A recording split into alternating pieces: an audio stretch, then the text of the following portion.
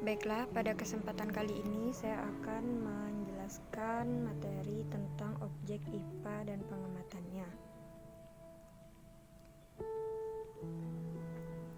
Ilmu Pengetahuan Alam atau IPA. IPA adalah ilmu yang mempelajari tentang alam di sekitar kita. Pemanfaatan ilmu IPA pada pengamatan tingkah laku makhluk hidup, pergerakan benda, dan fenomena alam. Semuanya dibahas dalam pelajaran IPA.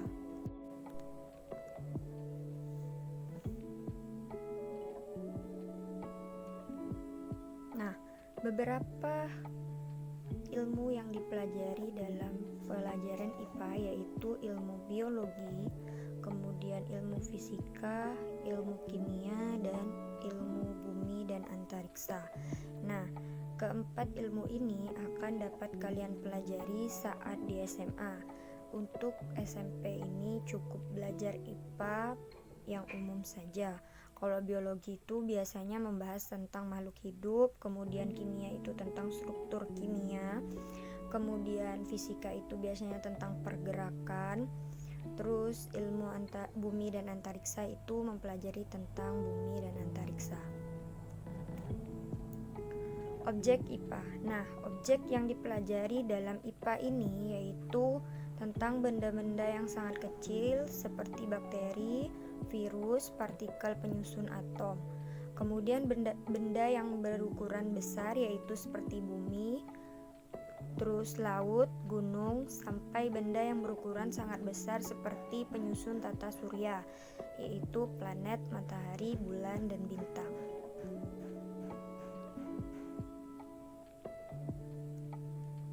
Nah, biasanya kalau IPA itu berhubungan erat dengan penyelidikan ilmiah. Apa sih penyelidikan ilmiah itu? Nah, bagaimana cara mempelajari lingkungan sekitar kita? Penyelidikan ilmiah atau IPA. Penyelidikan ilmiah melibatkan sejumlah proses yang harus dikuasai. Antara lain yaitu mengamati, kemudian memprediksi, mengkomunikasikan. Nah, mengamati ini artinya melakukan pengamatan menggunakan panca indera dan melakukan pengukuran untuk mengumpulkan data dan informasi. Kemudian memprediksi. Memprediksi itu yaitu merumuskan penjelasan berdasarkan pengamatan untuk membuat perkiraan. Jadi memprediksi ini kita memperkirakan sesuatu. Kemudian mengkomunikasikan hasil.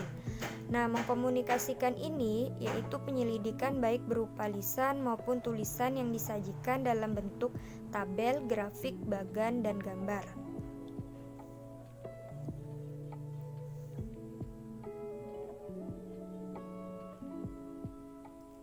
Nah, bagaimana BMKG biasanya mengetahui besar kekuatan gempa bumi? BMKG itu Badan Meteorologi dan Geofisika. Nah, biasanya kalau ada pengumuman gempa atau berita ada gempa, biasanya terlebih dahulu BMKG itu pasti harus melakukan yang namanya pengamatan, kemudian melakukan prediksi, kemudian baru mengkomunikasikan atau menyampaikannya kepada masyarakat. Jadi setelah melakukan pengamatan dan memprediksi, barulah diumumkan kepada masyarakat. Itu kenapa biasanya kalau ada pengumuman gempa, kadang bisa terjadi atau bisa pula tidak terjadi.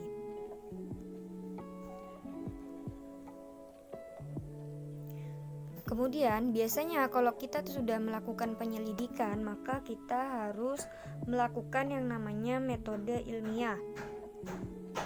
Nah, metode ilmiah itu biasanya dalam penyelidikan itu biasanya merumuskan masalah, kemudian menyusun kerangka berpikir, mengajukan dugaan atau hipotesis, merancang percobaan, melakukan percobaan, mencatat data, menganalisis data, dan menarik kesimpulan.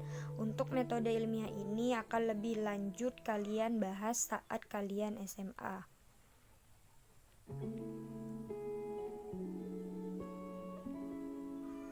Nah, tadi kan kita dalam melakukan penyelidikan ilmiah atau biasa disebut sebagai peneliti kecil-kecilan. Nah, beberapa sikap harus dimiliki oleh seorang peneliti, yaitu teliti, sabar, rasa ingin tahu tinggi, objektif dan tenang. Teliti dalam melakukan suatu hal. Penyelidikan IPA, kalian harus teliti, tidak boleh asal-asalan. Kemudian harus sabar karena hasilnya belum tentu dapat diperoleh secara langsung. Bisa juga hasilnya tidak sesuai apa yang diprediksikan. Kemudian rasa ingin tahu tinggi. Jadi kalau kita melakukan penyelidikan ilmiah, kita harus memiliki rasa ingin tahu yang tinggi agar kita selalu berusaha mencari hasil yang paling baik. Kemudian harus objektif. Objektif ini artinya tidak memilih sebelah pihak. Kemudian harus tenang, jadi tidak boleh buru-buru.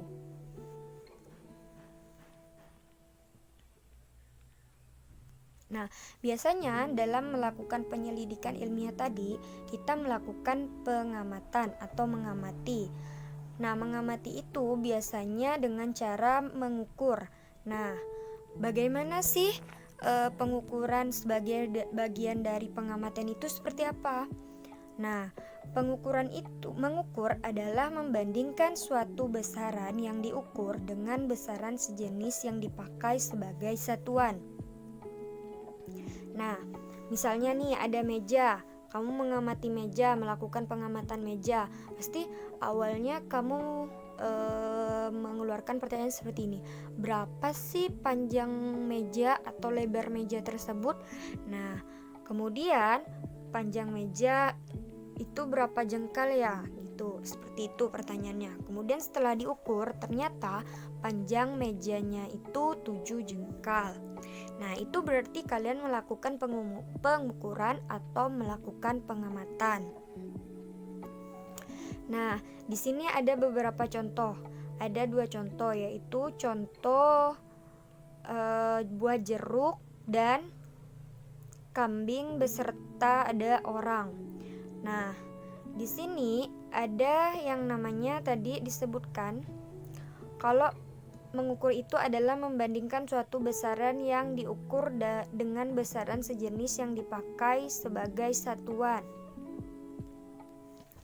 Nah, kalau dari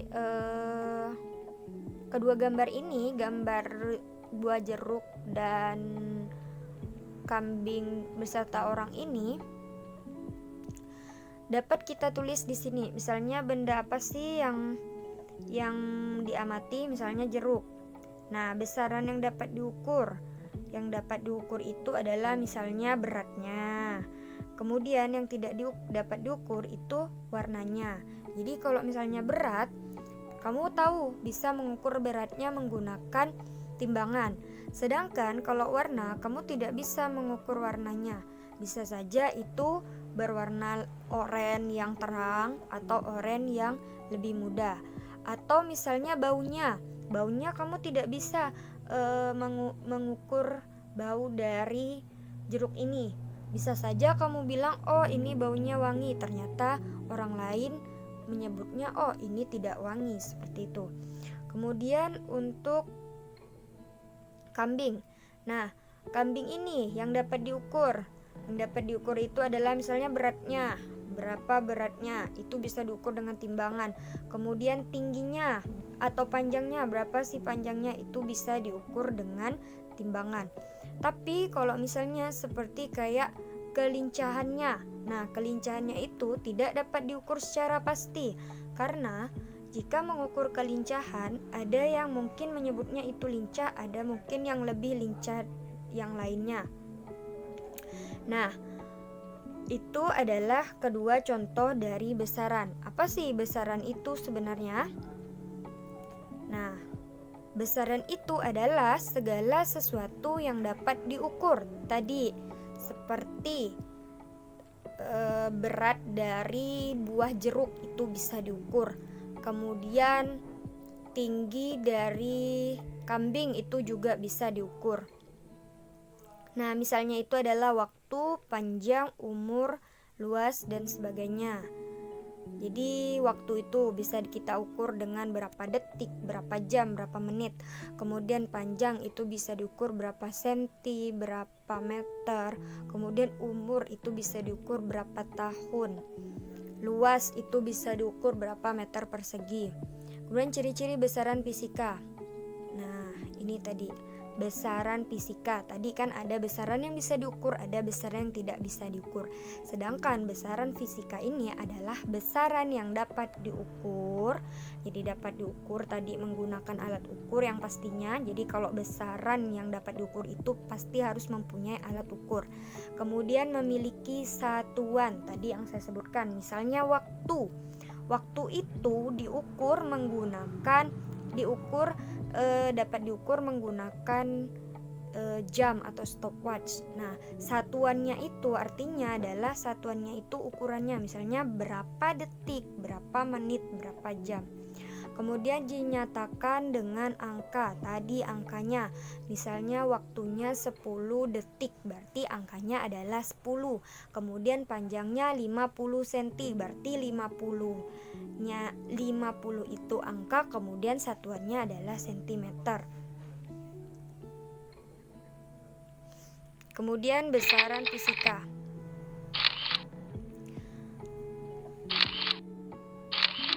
Besaran fisika itu dapat dibagi menjadi besaran konseptual dan besaran matematis.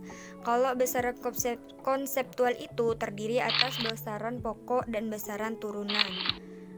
Sementara kalau yang matematis itu terdiri atas besaran skalar dan besaran vektor. Untuk di IPA ini kalian cukup mempelajari tentang besaran pokok dan besaran turunan. Besaran pokok, apa sih besaran pokok itu? Besaran pokok adalah besaran yang ditetapkan dengan suatu standar ukuran. Sedangkan besaran turunan itu adalah besaran yang dirumuskan dari besaran pokok atau turunan dari besaran pokok. Kalau yang pokok ini yang asli yang punya standar ukuran, sementara kalau yang turunan itu yang diturunkan dari besaran pokok. Kalau skalar itu hanya memiliki nilai, sedangkan vektor itu memiliki nilai dan arah. Nah, besaran dalam IPA tadi atau besaran fisika itu ada 4, besaran pokok, besaran turunan, besaran vektor, dan besaran skalar. Kalau besaran pokok tadi besaran. Nah, sekarang kita bahas yang besaran pokok. Nah, besaran pokok itu di sini ada contoh misalnya kayak mengukur pensil. Panjang pensil itu 30 cm. Itu diukurnya menggunakan penggaris. Kemudian berat orang ini misalnya 30 kilo atau 40 kilo diukur menggunakan timbangan.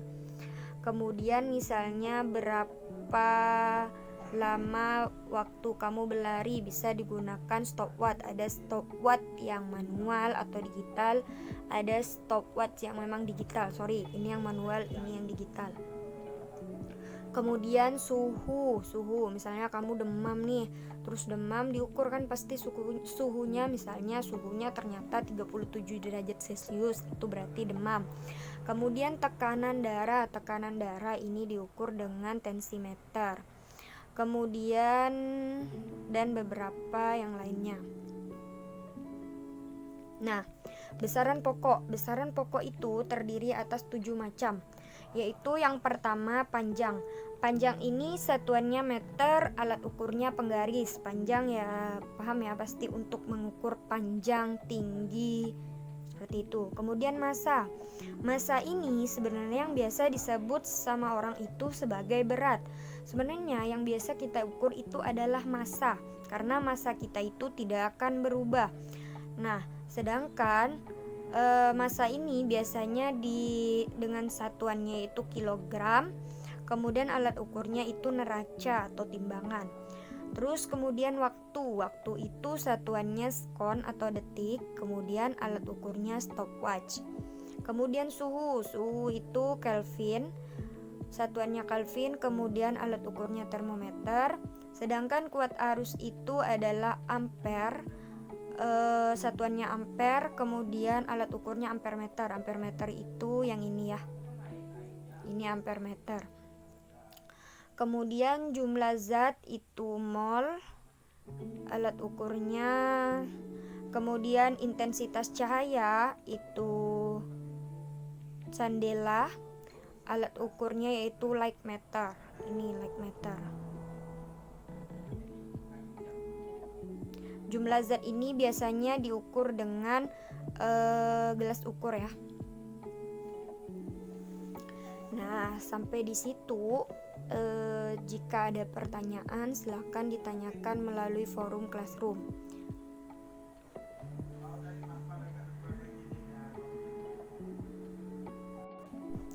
Kurang lebihnya saya mohon maaf. Wassalamualaikum warahmatullahi wabarakatuh.